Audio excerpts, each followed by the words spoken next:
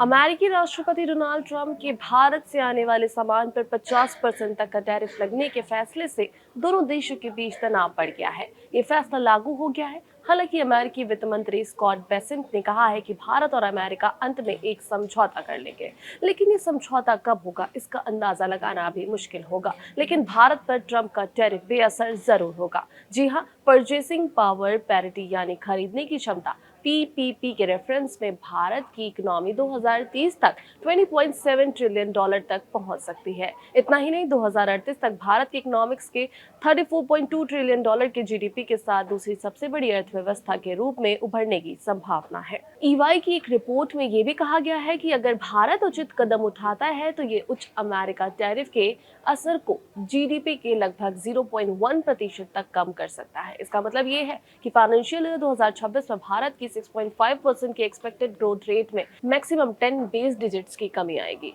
अब आपके मन में ये सवाल जरूर होगा कि ये पीपीपी क्या है। असल में पीपीपी इंटरनेशनल एक्सचेंज का एक सिद्धांत है। इसका मतलब होता है कि किन्हीं दो देशों के बीच सामान या सेवा की कीमत में मौजूद अंतर लगाया जा सकता है। इतना ही नहीं, इसके जरिए से किसी देश की अर्थव्यवस्था के आकार का पता लगाया जा सकता है। परचेजिंग पावर पैरिटी को आसान भाषा में कहें तो एक देश की मुद्रा से वहां कितना सामान या सेवाएं खरीदी जा सकती हैं और उसे दूसरे देश की मुद्रा के साथ तुलना की जाती है। एग्जाम्पल के साथ इसे आपको समझा देते हैं। अगर भारत में 100 रुपए की 1 किलो सेब खरीदा जा सकता है और अमेरिका में $1 से उतना ही सेब मिलता है, तो पीपीपी के हिसाब से 100 रुपए और $1 की परचेजिंग पावर बराबर है, भले ही उनकी एक्सचेंज रेट अलग क्यों ही ना हो। एक्सचेंज रेट के जरिए से ये भी पता लगाया जा सकता है कि दो देशों के बीच मुद्रा की परचेजिंग पावर में कितना अंतर या फिर कितनी क्षमता मौजूद है। इकोनॉमी वॉच के अगस्त 2025 रिपोर्ट में कहा गया है कि भारत दुनिया की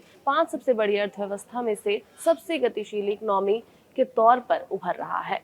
इसकी वजह मजबूत आर्थिक बुनियादी ढांचा, फेवरेबल डेमोग्राफिक्स और एक सस्टेनेबल फिस्कल सिचुएशन है। रिपोर्ट में कहा गया है कि टैरिफ दबाव और धीमे व्यापार जैसी ग्लोबल अनसर्टेनिटीज के बावजूद भारत की लचीलापन, घरेलू मांग पर उनकी निर्भरता और मॉडर्न टेक्नोलॉजीज में बढ़ती क्षमताओं से प्रोड्यूस है। रिपोर्ट में अमेरिकी टैरिफ अनिश्चितताओं और ग्लोबल इकोनॉमिक चैलेंजेस की बैकग्राउंड में 5 सबसे बड़ी अर्थव्यवस्थाओं के कॉम्परेटिव इकोनॉमिक फॉर्म का टेस्ट करती है। आपको बता दें कि 27 अगस्त से भारत से आने वाले सामान पर लगने वाला टैरिफ 50% हो गया है। पहले 7 अगस्त को 25% टैरिफ लगाया गया था।